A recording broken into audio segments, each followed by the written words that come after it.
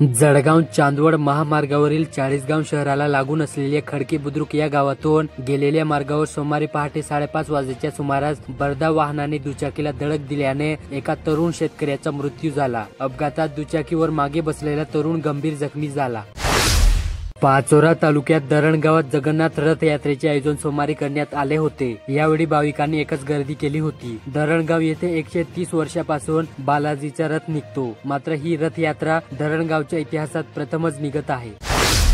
धरणगाव शहरात दुचाकी वाहनांची बेशिस्त वाहतूक व पार्किंग नसल्याने धरणगावकरांच्या डोक्याला त्रास झाला। शहरातील छत्रपती शिवाजी महाराज यांच्या स्मारका जवळील चौकात दुकानासमोर दुचाकी बेशिस्तपणे लावलेले असतात। अशाच प्रकारे दोरणे चौक, कोट बाजार या ठिकाणी बेशिस्त वाहने लावली जात असल्याने शहरात मोठ्या प्रमाणावर वाहतूक कोंडी होत आहे।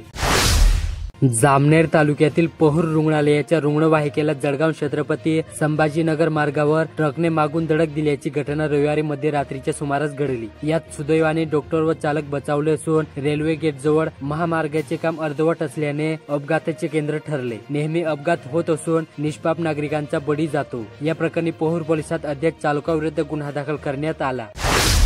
पाचोरा तालुक्यातील लोहारा येथे पावसाळ्याचा 1 महिना संपला आणि जुलै सुरू झाला, तरीही लोहारा परिसरात पाणी टंचाई संपण्याचे नाव घेत नाही। परिसरातील विंधन विहिरीसह जोलस्रोत तसेच पाणी पुरवठा योजना ज्या धरणावर अवलंबून आहेत त्या बांबू रोड धरण व मसाज लघु पटबंधारे धोरणामध्ये मृत साठत असल्याने ग्रामस्थांचे तोंडचे पाणी पडाले।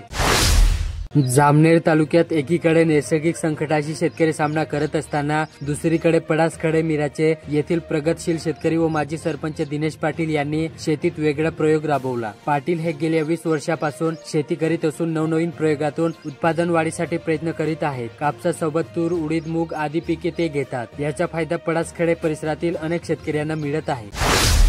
एरंडोल तालुक्यात वीज मंडळात बदल्या प्रक्रियेचे काम पूर्णत्वास आले। या बदली प्रक्रियेत तालुक्यात ठेंगा दाखवण्यात आला। 8 अभियंत्यांची पदे असताना फक्त 3च अभियंते तालुक्याचा भार पाडणार आहे। लाईनमन व इतर कर्मचाऱ्यांची संख्या कमी असून यापुढे ग्रामीण भागातील जनतेला समस्या सोडवण्यासाठी एरंडोलला जावे लागणार।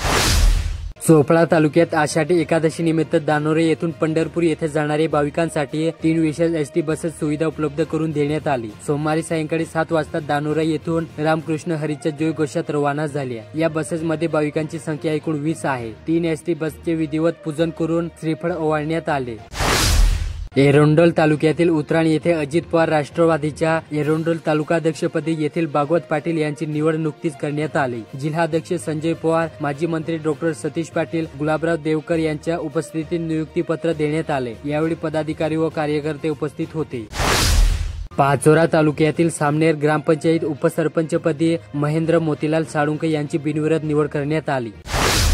पाचोरा ते कुऱ्हाड रस्त्यावरील नाईकनगर गावाजवळ उतावडी नदीवर 2 वर्षापूर्वी बांधण्यात आलेल्या पुलाच्या आजूबाजूच्या रस्त्याला डांबरीकरण केलेले नसल्याने या ठिकाणी दुचाकी, चारचाकी वाहनांचे अपघात होत आहेत। चोपडा शहरात पालिकेच्या वतीने भुयारी गटार आणि नवीन पिण्याच्या पाण्याची पाईपलाईन टाकण्याचे काम सुरू आहे। या कामामुळे शहरातील बहुतेक गल्ल्याबोळ्यातील रस्ते खोदून काढण्यात आले आहेत। पावसाळा सुरू झाल्यामुळे रस्त्यावर चिखल आणि खड्डे निर्माण होऊन नागरिकांची रोजची गैरसोय वाढली।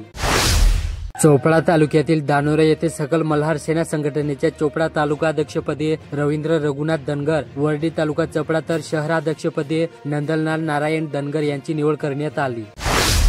एरंडोल तालुक्यात मृग नक्षत्रात पावसाने हजेरी लावल्याने अनेक शेतकऱ्यांनी खरीप पेरणी केली। यानंतर मात्र पावसाने दंडी मारल्याने पेरणी थांबली होती। आता गेल्या आठवडाभरापासून बीज पाऊस होत असल्याने शेतकऱ्यांना मोठा दिलासा मिळाला। तालुक्यात सुमारे 75% खरीप पेरण्या पूर्ण झालेल्या आहेत।